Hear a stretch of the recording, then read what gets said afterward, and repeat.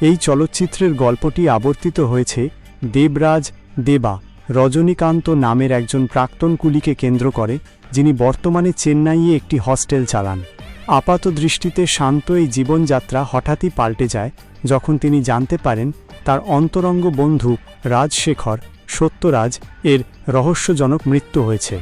রাজশেখরের ময়নাতদন্তের রিপোর্টে হৃদরোগে মৃত্যুর কথা বলা হলেও দেবা নিশ্চিত হন যে এটি একটি খুন, তদন্ত ও কুখ্যাত চক্র। দেবা তার বন্ধুর মৃত্যু রহস্য উদ্ঘাটনে নামে। রাজশেখর ছিলেন একজন বিজ্ঞানী, যিনি একসময় অর্থকষ্টে থাকার সময় মানুষসহ যে কোনো প্রাণী ভস্মীভূত করতে সক্ষম একটি অত্যাধুনিক ইলেকট্রিক চেয়ার আবিষ্কার করেছিলেন। এই আবিষ্কারের খবর পৌঁছায় বিশাখাপত্তনম বন্দরের কুখ্যাত চোরাচালান চক্রের কিংপিন সাইমন নাগার্জুনের কানে। সাইমন তার ডান হাত দয়াল সৌমিন শাহির এর মাধ্যমে এই বন্দর থেকে সোনা ও অন্যান্য সামগ্রীর চোরাচালান পরিচালনা করে এবং রাজশেখরকে দিয়ে জোর করে তার আবিষ্কারটিকে খুন করা মানুষদের দেহ লোপাটের জন্য ব্যবহার করাতে শুরু করে। বন্ধু হিসেবে দেবা জানতে পারে যে রাজশেখর এই অবৈধ কাজ থেকে সরে আসতে চাওয়ায় তাকে হত্যা করা হয়। প্রতিশোধের পথে দেবা বন্ধুর অস্বাভাবিক মৃত্যুর প্রতিশোধ নিতে এবং সত্য উন্মোচন করতে দেবা রাজশেখরের মেয়ে প্রীতি শ্রুতি হাসান এর সাথে হাত মেলায়।